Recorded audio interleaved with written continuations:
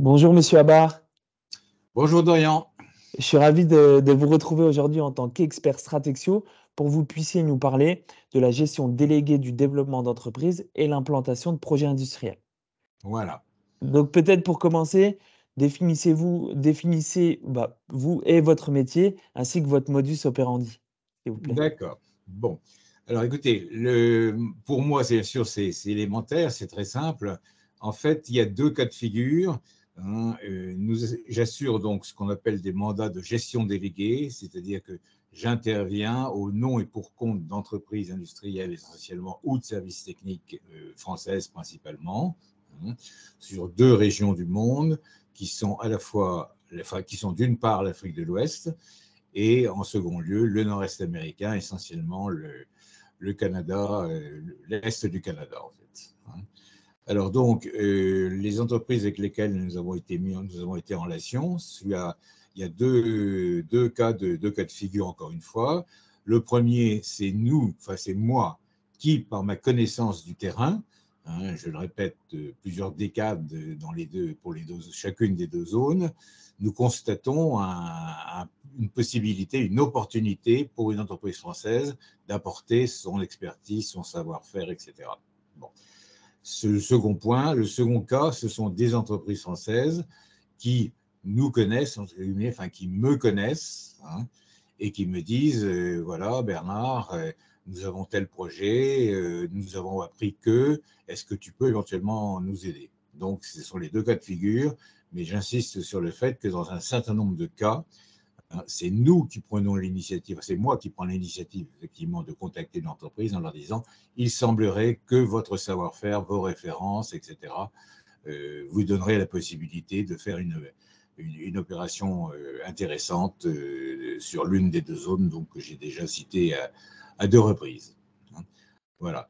Donc, les entreprises me confient ce qu'on appelle un mandat de gestion déléguée, de développement du projet, dans lesquels les choses sont très claires. Donc, nous fixons des modalités d'intervention en termes de prix, de budget, de durée. Dans bon nombre de cas aussi, nous prenons en charge pour le compte des entreprises plusieurs relations, je dirais plusieurs connexions avec des institutions françaises spécialisées. Je pense en l'occurrence essentiellement à l'assurance prospection COFAS, qui pour nous est un outil incontournable en termes de développement international. Et donc, à partir de ce moment-là, quand on est certain que l'entreprise, quand nous avons pu vérifier que l'entreprise effectivement est capable soit de répondre à notre proposition, soit effectivement comment dire, de valider sa capacité à faire. À partir de ce moment-là, effectivement, très souvent, donc, nous les aidons à mettre en place une assurance prospection COFAS de façon à permettre une garantie en cas de risque d'échec et aussi un préfinancement de leur démarche initiale. Les personnes qui verront cette vidéo connaissent certainement les charmes, entre guillemets, de l'assurance prospection COFAS. Voilà, donc ça c'est, je crois, la base en fait de mon métier en fait. Donc, je vous l'ai dit à plusieurs reprises. Donc, depuis une petite cinquantaine d'années en Afrique de l'Ouest, et un peu plus de 35 ans maintenant sur le Canada. Voilà, ça représente un très très très très grand nombre de traversées et de l'Atlantique ou du Sahara.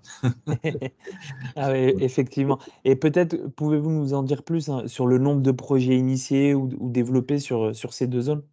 J'ai été intervenant direct sur près de 300 projets. 300 projets d'implantation, soit sur l'Afrique de l'Ouest, soit sur le Canada. Bien évidemment, les projets en Afrique sont toujours extrêmement longs à mettre en place.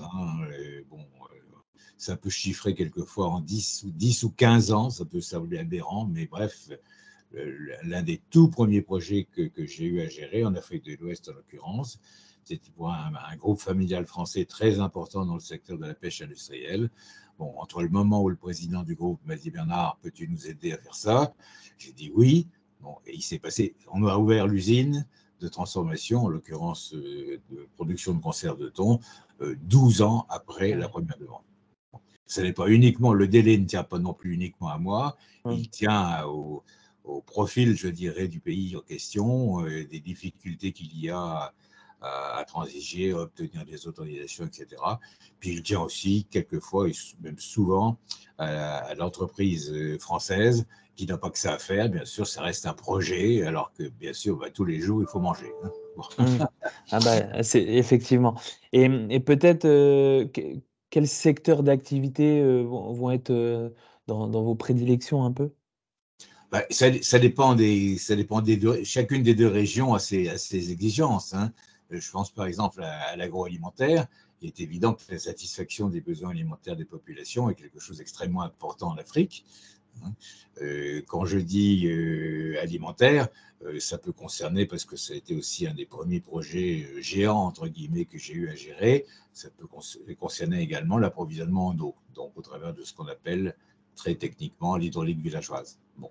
Bien évident qu'au Canada, ils n'ont pas besoin d'hydraulique villageoise. Ils ont un robinet et on peut remplir 14 baignoires dans la demi-heure.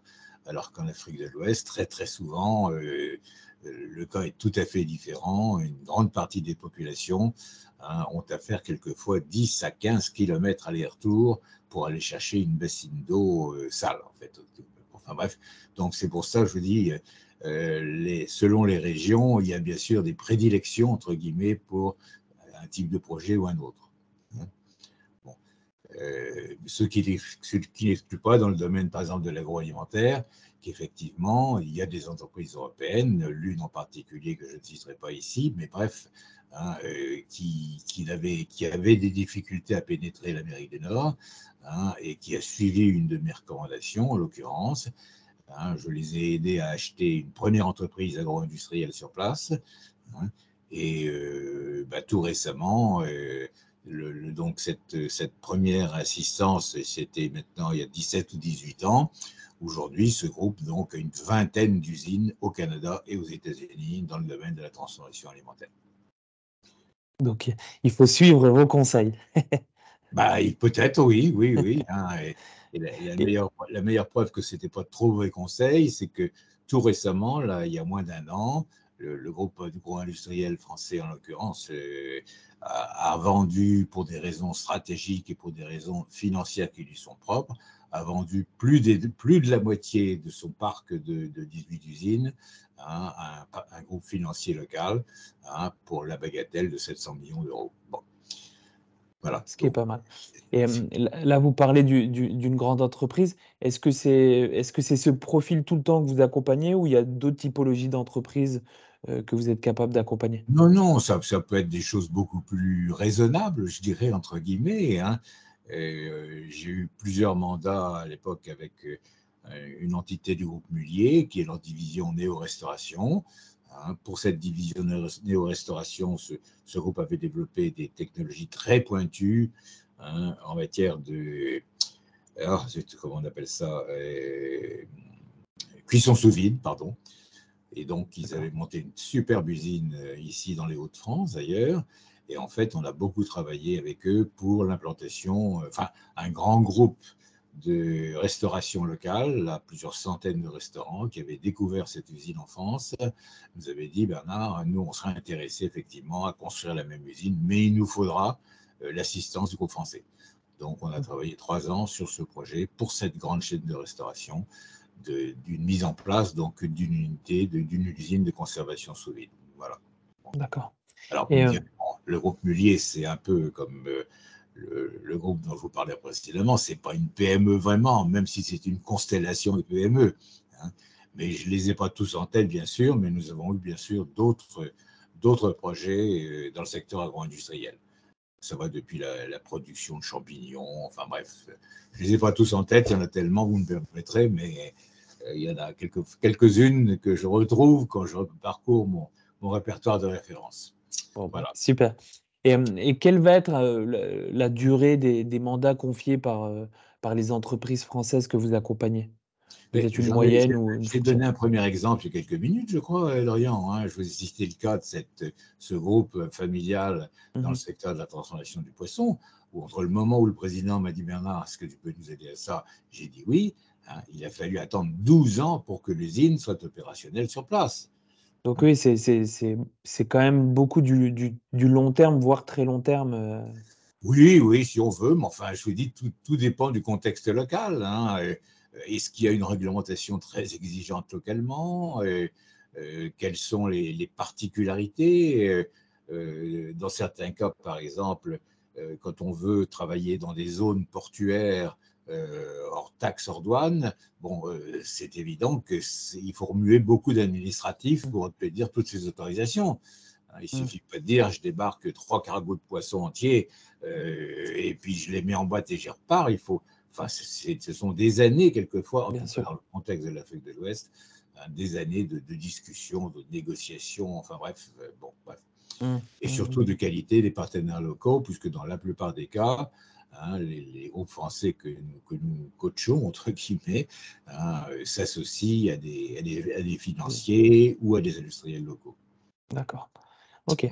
Non, c'est hyper intéressant et peut-être pour finir, cet échange, est-ce qu'on pourrait parler des dispositifs financiers qui soient peut-être à la fois français, on a déjà abordé, tout au début de cette vidéo, peut-être les dispositifs français de soutien au développement et aussi, peut-être nous parler des dispositifs financiers canadiens, de soutien à l'implantation de filiales françaises parce que ça peut intéresser nos entreprises, qui nous écoutent. Oui, bah écoutez, j'ai évoqué il y a quelques minutes, Dorian, j'ai évoqué il y a quelques minutes donc l'outil extraordinaire que nous avons en tant Bien qu'entreprise sûr. française avec l'assurance prospection COFAS. Mais comme vous le savez, il y a un très très grand nombre de joueurs divers, hein, qui s'appuient sur les réseaux consulaires, diplomatiques, etc. Et dans bon nombre de cas, donc, nous sommes en relation étroite avec les ambassades, avec les chambres de commerce françaises bilatérales. Et donc, je crois bien connaître tout ce petit monde-là, hein. J'ai été moi-même au début des années 2000 conseiller du commerce extérieur de la France. Bon, bref, ce sont des réseaux que je connais très bien. Les chambres de commerce bilatérales, c'est un peu la même chose. J'ai été pendant longtemps le représentant en France, enfin dans le nord de la France, pardon, de la principale chambre de commerce bilatérale France-Canada. Bon, enfin, donc tout ça, c'est. Bon, il y en a tellement je les connais tous, mais bon, il faut savoir les faire agir au bon moment.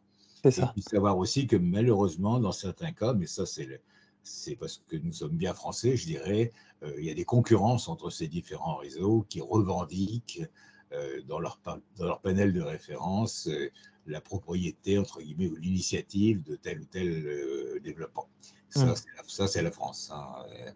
Comme je le dis souvent, moins au Canada qu'en Afrique, mais très souvent, le pire ennemi d'un projet français à l'international, ce sont souvent d'autres entreprises françaises qui sont déjà sur place et qui se disent qu'est-ce que c'est que ce rigolo, on a besoin de lui, etc., etc. Il va nous emmerder, il va faire baisser les prix. Enfin bref, bon, ça peut paraître idiot, mais c'est ça, hein. Et Mmh. c'est malheureusement un constat qu'il faut faire, il faut le Mmh. savoir, hein. Mmh. Effectivement et il faut le savoir et faire avec. Donc Et heu faire. donc effectivement, il y a des dispositifs financiers et vous accompagnez les entreprises aussi, sur ce point pour mettre du financement en face du projet de développement. Bon, alors, il est évident aussi, enfin évident aussi, donc il faut savoir aussi qu'effectivement, lorsqu'une entreprise nous dit je suis intéressé à vous confier un mandat de gestion déléguée de notre projet, bon, bien évident qu'on ne leur demande pas de signer, on ne leur propose pas de signer un contrat pour 3 ans ou pour 10 ans, hein. Bien sûr. Mmh. Donc, on commence le plus souvent par un premier mandat d'investigation, hein, qui peut durer 6 mois, 9 mois, 1 an, hein, au terme desquels on se dit, bon, ben, on se reverra dans 1 an, Mmh. Bien sûr, on fera le bilan, et puis vous nous direz si vous continuez ou si vous ne continuez pas. bien sûr. Voilà. Non, effectivement. Donc, merci beaucoup, Bernard pour tous ces éclairages et effectivement toute cette expérience que vous partagez et j'invite vraiment les entreprises exportatrices qui souhaiteraient se faire accompagner, notamment sur ces 2 zones d'Afrique de l'Ouest et du Canada, à vous contacter et prendre attache directement avec vous pour voir ce qui est envisageable, de faire. Voilà. Alors, j'ai pas répondu complètement à votre question. On a parlé pas mal des dispositifs de soutien aux entreprises françaises, mais il est évident que sur place aussi, nous sommes en relation très étroite avec les autorités canadiennes, Bien tant sûr. au niveau fédéral, gouvernement du Canada, qu'au niveau québécois, puisque c'est là que l'essentiel des choses se développe pour des entreprises françaises essentiellement. Donc, il n'y a pas que... nous avons aussi donc, un savoir-faire solide en matière de relations avec les institutions spécialisées et les gouvernements et québécois et canadiens. Oui, ce qui est un très bon avantage quand on se développe, sur cette zone, d'avoir un appui, entre guillemets «sur place» qui va nous faciliter, la peut-être l'implantation ou le développement, sur place. Voilà. Et Bon. alors, dernier point peut-être, c'est que nous avons eu plusieurs mandats d'entreprises canadiennes qui souhaitaient s'implanter en Europe et qui nous ont demandé effectivement de supporter aussi leurs projets en identifiant les meilleurs partenaires français possibles, etc., etc. En ce moment, par exemple, nous avons un mandat d'une belle entreprise familiale québécoise du secteur des technologies de l'information, Mmh mh. donc qui souhaite effectivement s'associer à une entreprise française pour des échanges ensuite bilatéraux, je dirais. Voilà, Dorian, je ne vais pas être trop long. J'espère que si vous souhaitez qu'on reprenne cette vidéo quand vous voudrez, bien sûr.